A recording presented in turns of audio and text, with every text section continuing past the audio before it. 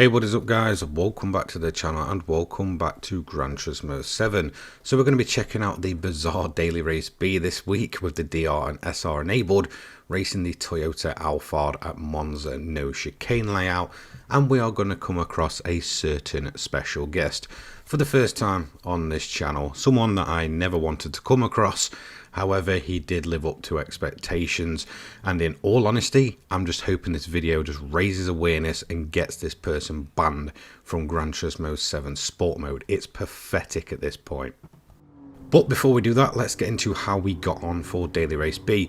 So I didn't really do much qualifying. I just kind of used the qualifying laps as a bit of practice to get used to, you know, how the van feels and such around Monza no chicane. It's not a track I've actually taken the van around before, so I did kind of just leave the line on the braking zones and such until I realised all you really need to do is be in fourth and third gear at pretty much all times. No other gears needed. Usually if you go down to second, it will kick the rear end out. So in all honesty, once you're up to speed, keep it in third and fourth and you're all good. Now, to be honest, we didn't get the best qualifying lap in. In fact, it was a rather poor qualifying lap. It really wasn't a lap that I was happy with, but then again for race 2 I didn't get the chance to improve on that one because of how quickly the lobby kind of came around. So, you know, it is what it is. I'm sure I'll kind of, you know, improve it throughout the week, to be quite honest, because I kind of know where I'm going wrong, kind of know where I need to, you know, get that speed up again and you know, get used to where the van's kind of, you know, strengths are throughout this track.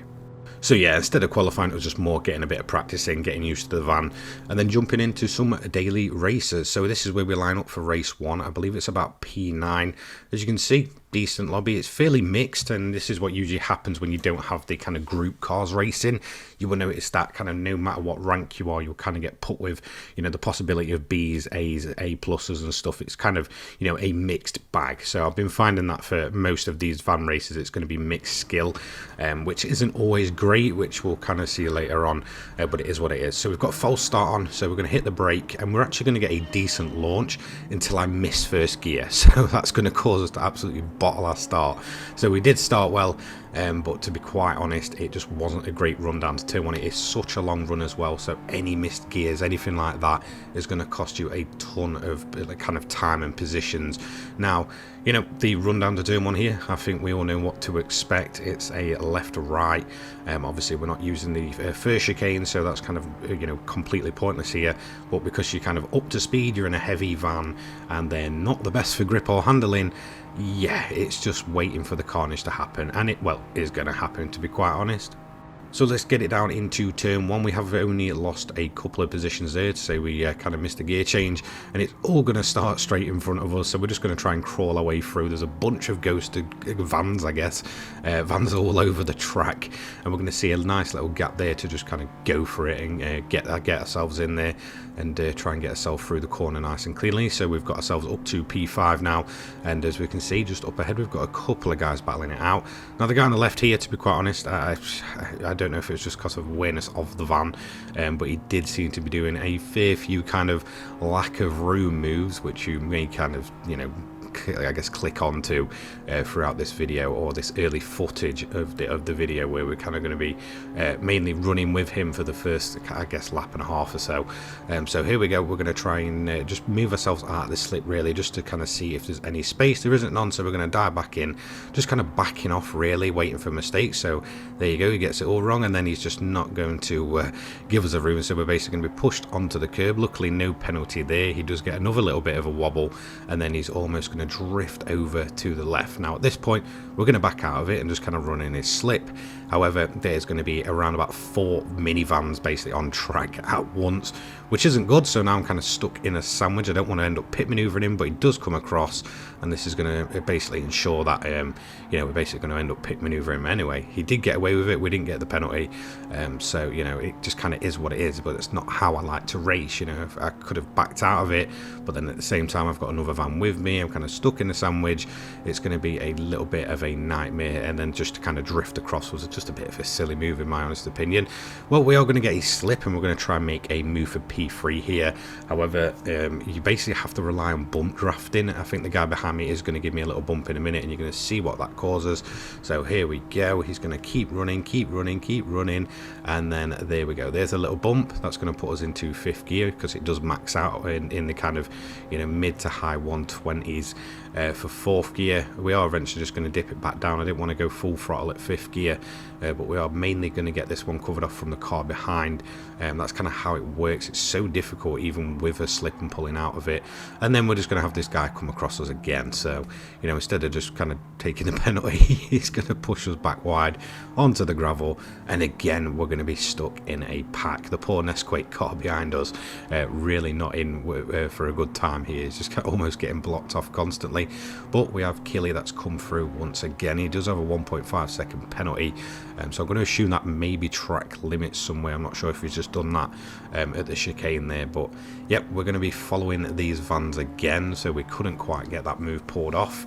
And then we'll go on to lap 223. So we're going to cross the line here again in the slip. The Nesquik van's still there.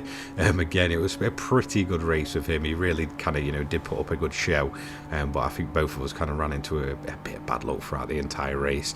So we're going to go either side of him, obviously both pulling out the slip, and then we can see the guy that kind of, you know, moved into us earlier on. He's also back up into the pack. So again, we're almost 4 wide at this point. As you can see, the toe is huge in these vans, but then it's going to kind of, you know, break out into a bit of carnage there. So yeah, we just luckily got away with that one. That's going to cause one of the vans to back out. We're now side by side with the next Quake van. We're then going to go into the left right here. So trying to get it slowed down nice and steady into the left-hander. It's a bit of a deep turn for the car in front, or van in front should I say. I've really got to try and get used to that one for this video. But yeah, we're not going to quite get the move done. We're almost on his bumper. The couple of vans that were behind us have kind of backed out of it, so they've lost a bit of momentum. So this guy up in front is doing a decent job of just kind of blocking us at this point, making sure that we can't get past. Obviously big vehicles, difficult to get past, and then he kind of catches it on the grass, and this is going to cause us to lose a ton of momentum. Taking a little bit of a hit behind there by Killy, and then again that van coming back with another decent run there. So but you know, kind of penalties and such. But then we're going to try yet again with the slip to see if we can get anything done into the final corner before we go into the final lap. Now the car in front, or the van in front again should I say, is going to run a little bit deep here, so he's not going to get the best exit. We're going to be then on the inside before we have a run down the straight. So let's see a little bit later on how this one went, and you can probably imagine it's not going to be perfect at all. So again, by the time we're down to the bottom of the straight, we're side by side yet again. He's running the slip, the Nesquik van's coming again, and then I'm going to try and keep it on the inside here. And again, he tries to come across, and it's just going to cause a little nudge for him there. To be honest, you just cannot really go side by side there. Someone's got to back out, and as far as I'm concerned, I had the inside line. There's no reason to come across.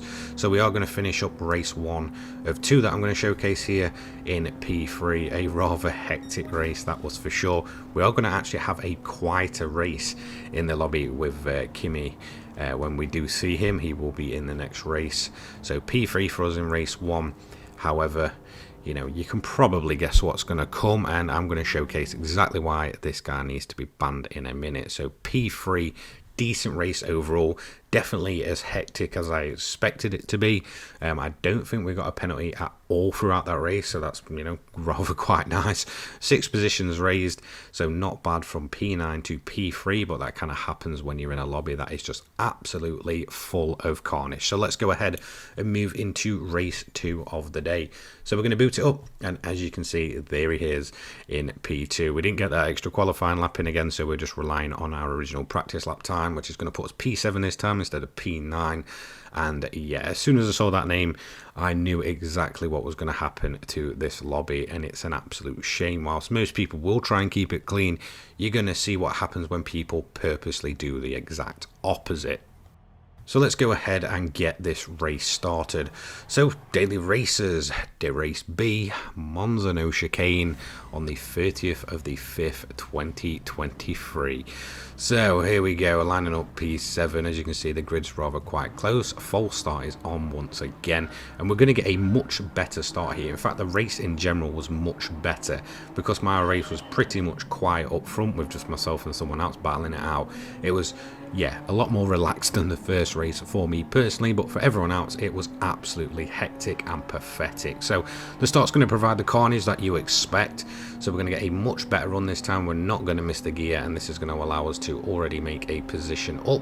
We're just going to try and rely on the slipstream down to turn 1 before trying to back it out. Now, this is what happens when you have someone that purposely stops the field as well as ramming the field. I'm essentially just going to run myself into the back of P4, though I'm trying to keep it nice and steady and brake early. He has to come to a sudden stop, and then essentially so do I. So there we go. Absolutely unexpected. The Nesquake van getting absolutely caught out there again. Sorry, not the Nesquake one. I believe a guy that was in the previous race with us. Again, kind of getting caught out by Kimi there. We did see another van that went absolutely flying. I will showcase in a more replay camera exactly what happened. And as you can see, it's all happening up front. We've got a van in the gravel. We've got vans everywhere, and we're going to just put it up the inside and just try and sneak through. As you can see, Kimi's going to give us a little bump, and then he's basically just going to get absolutely wrecked. So seeing that in my mirror was absolutely beautiful. So thank you to whoever did that. You honestly are an absolute living legend for binning Kimi and playing him at his own game. So thank you so much. So with Kimi basically over and done with and out of our way, it's time to just focus forward. Now we can see that we are running in P3. We did manage to get a clean run quite early on there, which you saw. The van up ahead does have a 3-second penalty, however the one in front of him does not. So TER Peppers, or whatever we're going to call him, he is going to have a fairly decent battle with me throughout the race. Whilst it wasn't perfect, it was certainly much better than what it could have been if I was stuck back in the pack. So Novice is going to serve his 3-second penalty. He's going to have some trouble with Kimi a little bit later on, but we're going to then get on with our battle with TER up here. So we're going to have overall, I'd say, better pace than him, but again, he did a fairly good job of just defending it. These vans are big, and although Monza's rather quite wide in some places, the fact that the slip isn't as strong as you'd like it to be makes overtaking extremely difficult, and he made 0 errors through the majority of the corners. So he did a great job at defending. So we're on to lap 3 here, and this is realistically where our first chance at a move comes in. So again, the slip isn't overly kind of overpowered, I guess. It's quite overpowered if you're quite far back. You can get a decent run. I personally don't like relying on bump drafts. I don't agree with it. It's not something I'm then going to do, even if we're at, you know, a place like Monza. I don't really want to be bumping the guy in front just in case it goes wrong and he goes flying off, and then it kind of makes me look like the bad guy. So we are going to try and keep it on the inside here and get this one covered off. As you can see, he's going to outbrake us. However, again, he just comes across, and that's going to basically cut us up and make sure that we have to back out of the move. To be honest, it was fair, it was clean, there was no contact. It kind of just is what it is. I half expected it anyway after what happened in the previous race. We're then going to put it down the inside. We know that the move's not realistically on, but it's trying to, you know, kind of put him off his line there.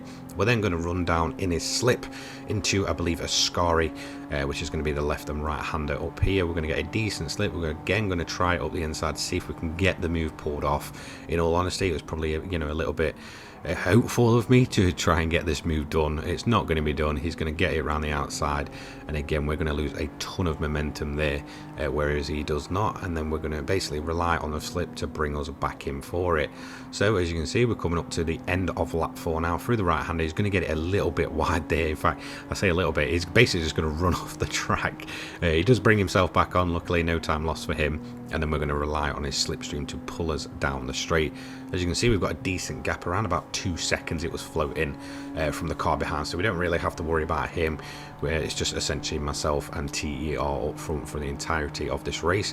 There we go, that is the slip kicking in. We're going to try and run alongside, and this time I'm going to try and keep it on the inside of the right hander and hope that we can just outbrake him and basically just, I guess, do what everyone else has been doing to us. So hopefully try and, you know, get him to back out on the inside line going into the left-right chicane. So here we go, we do have the move pretty much completed at this point. However, he's then going to rely on the slip. He's going to pull out to the left whilst we're going to, you know, kind of position the van slightly. We're going to come down on the brakes. As you can see though, it's going to be a little bit deep. The van's going to kick out, and that's going to cause us to lose a ton of momentum, run across the curb and receive a 1 second penalty. So we did get the move done, however it was just a little bit deep of a move. I didn't want to really have the contact there, and we are going to get a 1 second penalty because of that. It is what it is. He's then going to carry the momentum, get in the slip, and basically just get the move done. We're going to try every last ditch effort to try and, you know, put him around the outside, but he does have the move complete before we even get to the corner. We can't quite get it done. We're going to have to back out once again. Again, just kind of slowing down on the apex. So he's basically got the job done at this point. We are then going to get the run out. So yeah, it did cost us a win, but overall it was a fairly fun battle, to be quite honest, and a much quieter race than what I expected for myself. However, we're going to see exactly why I just want Polyphony to get it done at this point for Kimi. This isn't to kind of give him any credit at all, it's just to hopefully, you know, get something done about this guy, because in all honesty, I'm sick of seeing the guy. It's the first time I've ever run into him, and he just lived up to exactly what everybody else says about him. So let's have a look. As you can see, turn one, he's basically just going to wipe out the leader. There he goes, and then he's going to slam his brakes on, cause the pile up, and that is going to be it. He's then going to go straight into the side of the Michelin van there, put him onto the, try and put him into the gravel there, and then we're going to go into the right-hander where yet again he's going to do it all over again. So, you know, as you can see, ASX Sparks kind of just backing it up. He ends up in the gravel, Novice comes through, Lewis comes through, and then we're going to have Syntax and myself. He's going to try and go for myself, not really get that one done, and then Lewis is going to be the hero of the day, binning him off and just taking the 6 second penalty for it, really. So there we go, that was Kimi's opening lap just there, and yes, he is an absolute idiot, to be quite honest. He's then going to try it on Robert, who's then going to try and get a bit of revenge, but he is sadly going to miss, only just though. There goes Robert. He's just pretty much done there, ain't he? So hopefully, I was just begging him to get that move when I was looking back on that replay, but he didn't quite get it. Then he's going to run into the guy that he mainly had problems with, Novice. So here we go. He's just going to put it on the inside, try and get the pit maneuver done. It doesn't work. It's actually going to cost him a ton of time, first and foremost. He's then going to end up in the barrier there. However, a lap later, here he goes again. So you're 83. He's going to take a bump, as you can see, pushing him all the way out onto the grass. You're then does finally manage to keep it going. However, Novice, well, he's going to end up in a bit of a fisticuffs with Kimi. So I'm just assuming he knows who he is at this point. I think everybody in the GT7 community knows who this guy is. I've never had the displeasure of racing with him before. Yeah, this guy, it just honestly, if I could just say anything to Polyphony, please just get him gone. Like, in all honesty, he's been around forever. It's not even, you know, for me, I don't care about the content. You know, this isn't really a video that's going to be made for views. I just want this guy gone. In all honesty, I wasn't going to give him the time of day, but then just seeing how many people's races he absolutely destroys and how people have to act around him, it's just absolutely pathetic. So he is going to get his race done, but in all honesty, I really don't care. I just think this guy needs to be gone. He needs to be just banned for life, or at least just give him a few months at first. But in all honesty, I don't think someone like this can redeem themselves. I don't think if he got banned just for a couple of months, or, you know, 30 days or whatever, that's going to do anything for him. In all honesty, I just think he'd come back and do the exact same thing over and over again. So it kind of makes me come to the conclusion that either Polyphony's planted him and let him get away with it because, you know, it's kind of more promotion for their game. But in all honesty, I wouldn't really say it's good promotion. I just honestly think the guy's just so full of himself at this point, and that he's just riding so high on the fact that people have made videos about him, that he's just never ever going to quit doing this. This is always what Kimi's going to do. How he honestly finds the game fun just by doing this the entire time, I honestly wouldn't know. It's just honestly bizarre, and if anyone from Polyphony sees this, just please get the guy gone. He's just a menace to the game, and it just causes players to just want to turn it off and never return to sport mode again. So that's going to be it from me. That was our first run-in with Kimi in, well, forever really. I don't think I've ever run into him at any point before, and it wasn't a pleasant one. I'll see you all later on, guys. I'll have another video up in a bit. Take care. Peace.